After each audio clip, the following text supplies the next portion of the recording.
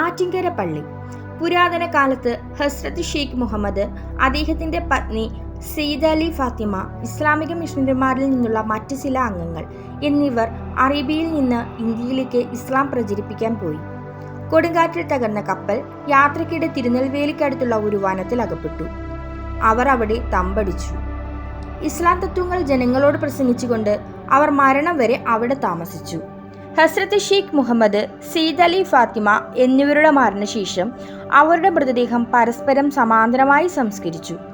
ഈ പള്ളിയുടെ പ്രത്യേകത എല്ലാ സന്ദർശകരുടെയും എല്ലാ ആവശ്യങ്ങളും ആഗ്രഹങ്ങളും നിറവേറ്റുന്നതിനായി വിശ്വസിക്കപ്പെടുന്ന 2 ശവകുടീരങ്ങൾ അവിടെയുണ്ട് എന്നതാണ്. ഒരു താഴികക്കുടം സെയ്ദ് അലി ഫാത്തിമയ്ക്കും മറ്റൊന്ന് ഹസ്രത്ത് ഷെയ്ഖ് മുഹമ്മദിനും സമർപ്പിക്കുന്നു. ആറ്റിങ്കര പള്ളിവാസൽ സന്ദർശന സമയം രാവിലെ 5 മുതൽ രാത്രി 9 വരെയാണ്.